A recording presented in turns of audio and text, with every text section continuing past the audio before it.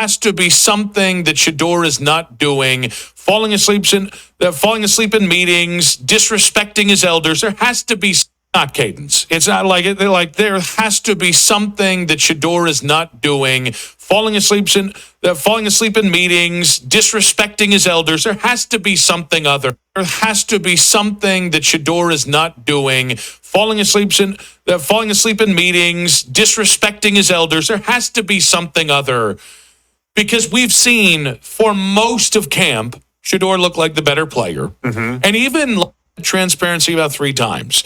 So, let's go ahead and talk about it, man. Welcome in. How you doing, family? This is Doghouse Sports Show, man. I'm Smoke. Let's go ahead and talk about it. Right now, there's a lot of things going on with this quarterback competition. There's a lot of perspectives out there, and there's a lot of people telling you that Deshaun Watson is just out and out going to be the week 1 starter. Just accept it. As a Browns fan, a fan of Shador, anybody that's watching this, situation play itself out, you should just automatically count Deshaun in as week 1 starter.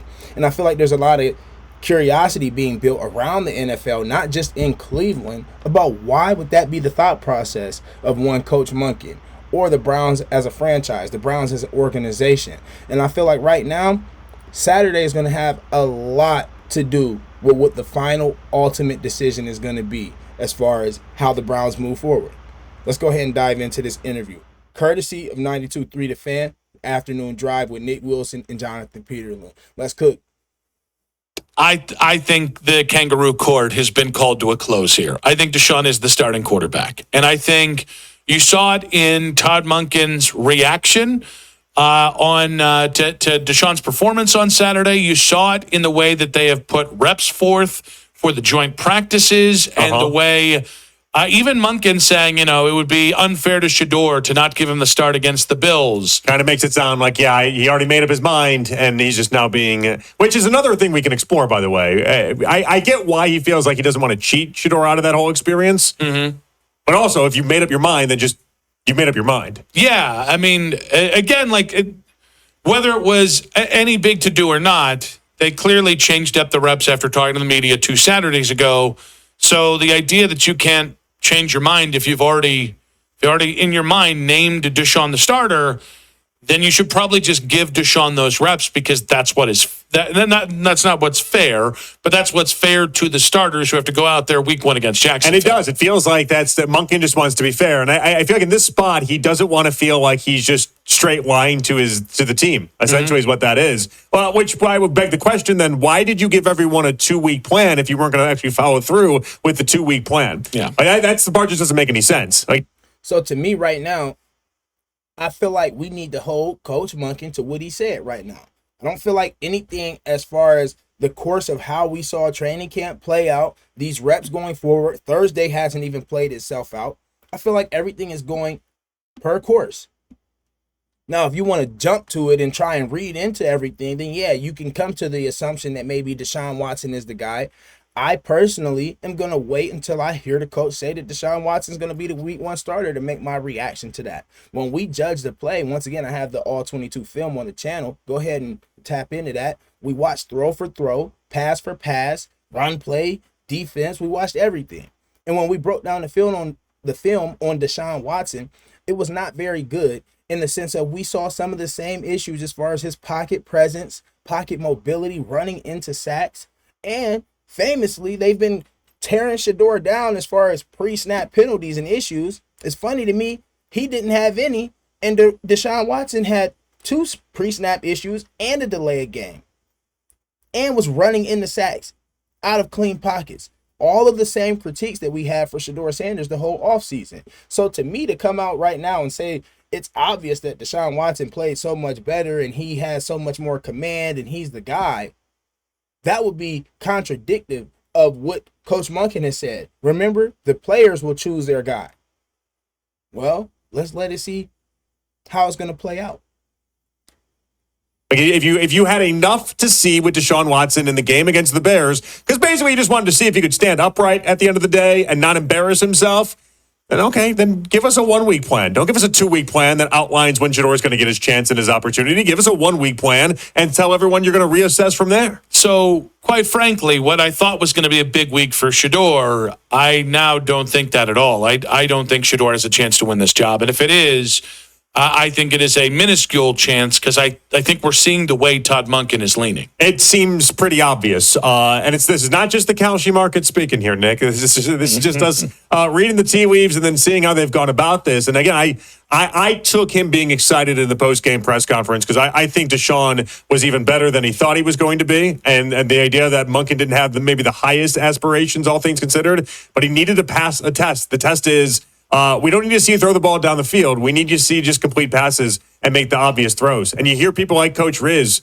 they loved what they saw. And that's going to be enough for someone like Monken. I just think... Now, we heard Coach Riz's assessment. I wouldn't say that he said he loved it. He said he was good in some areas. Now, when we watched the film, we broke down throw for throw. Go check it out on the channel. I'll keep urging you to do so because you can see it for yourself and we have it laid out for you. But I didn't see anything that just hands down right now would make me feel like, okay, yeah, we got to put this guy in. If you saw that, let me know in the comments where you saw Deshaun Watson look like hands down he needs to be the guy. I think it's interesting that I feel like we've really started to hear a lot of Shedeur support over the last 2 to 3 weeks. A lot of people asking, what the hell are you doing with this Deshaun Watson nonsense? Mm-hmm. Not only last and 2 it just 3 weeks. hasn't slowed the train for the Browns at all. I mean, we just saw it the last 24 hours. Kyle Brandt goes out in this big impassioned, what are the Browns doing? It should be Shedeur Sanders. He should be the person in charge right now. And it's like, and it's again, there's a lot to watching Shedeur push the ball down the field and think that's a quarterback that I can at least do something with. And I need to see if there's something more with. The Browns don't appear to want to go down that avenue and see that right now. Yeah, and I listen, we're not going to get transparency on this. They don't owe us transparency. I do like that Todd Monken gives us transparency on some things. I've now said transparency about 3 times. I'm dying to know what the hell is what Shedeur's doing wrong, because it's not cadence. It's not like it. They're like there has to be something that Shedeur is not doing. Falling asleep in meetings, disrespecting his elders. There has to be something other, because we've seen for most of camp Shedeur looked like the better player, and even like there was not a huge gap between Deshaun and Shedeur on Saturday during camp. Absolutely, I have to go ahead and two-step with that because Shedeur was the better quarterback during camp. During camp, we saw Deshaun Watson lead all 4 quarterbacks in interceptions. Think about that. You had 2 players that were getting minimal reps. Those 2 players in Dylan Gabriel and Taylor Green. How in the world do you have more interception than a rookie quarterback and a second-year guy that are getting minimal reps? And you're a 10-year vet. Then we moved to Saturday, and the performance, I gave him a C. It was a decent to mediocre performance. How are we going to run with Deshaun Watson being the guy, and how the Browns could run with Deshaun Watson being the guy right now it's not understandable.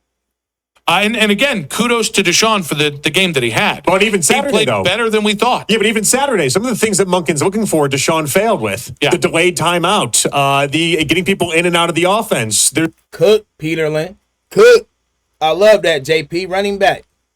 The game that he had. But even Saturday, he played better than we thought. Yeah, but even Saturday, some of the things that Monken's looking for, Deshaun failed with. Yeah. The delayed timeout, the getting people in and out of the offense. Burning the timeouts, was another part of that. Part of this. Like there was a lot that he had that just didn't. If it was Shedeur, it wouldn't have passed the sniff test. Yeah, and if it was Shedeur, there would have been a huge media cry out, especially starting at the home base at 92.3 The Fan with some of your own counterparts, Mr. Peterlin and Mr. Wilson.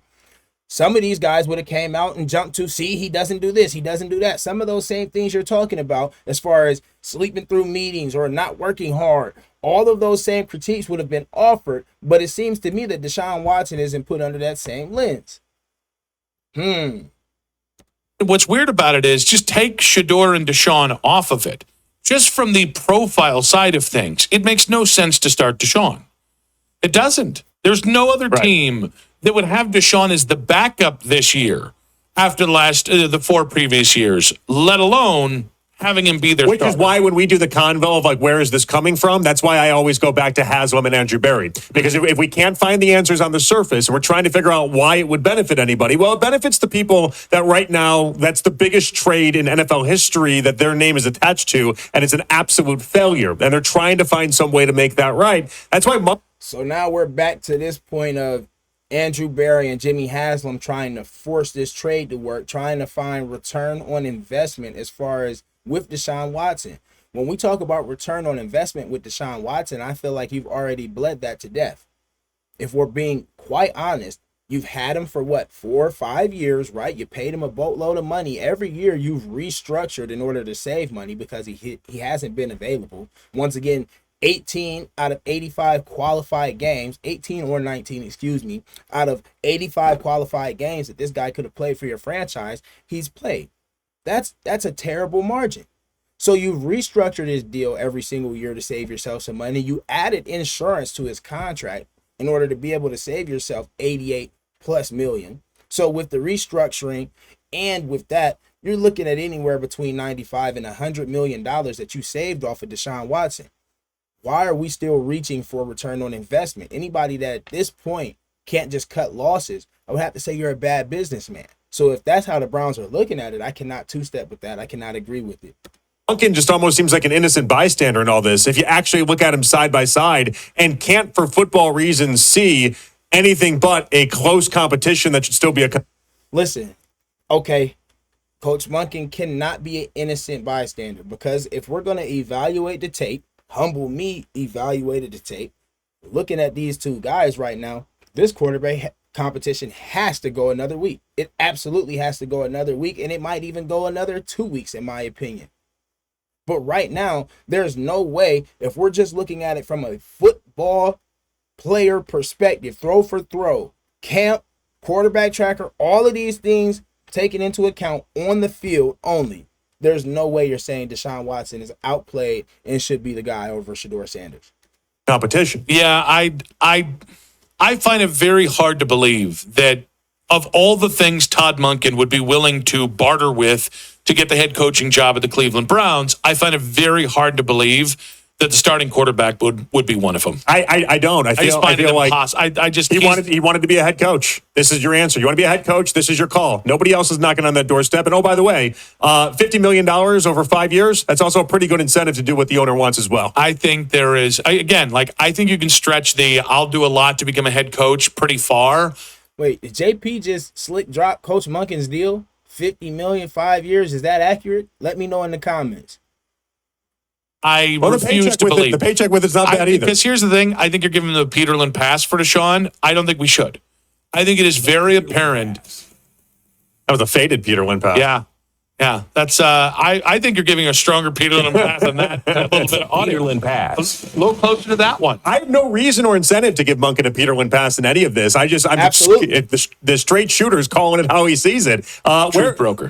Where have I seen Jimmy Haslam call out how the quarterback prediction is going to go before? Oh, wait. Look to last year, where he called it directly to a man how it was going to go down and the quarterbacks were going to be used and when they were going to be used. Like, this is how he operates. And who's got stake in trying to make sure that you can squeeze something more out of Deshaun Watson? It's Jimmy Haslam. It's Andrew Berry. I'm just letting common sense prevail for myself. This really isn't any sort of indictment on Monken. It's not even giving him a pass in any sort of way. It's just calling it for how I see it and how I've seen it with the Browns for years. Yeah, I think Todd. I think Todd disclosed his wildest desires with Deshaun Watson over the weekend.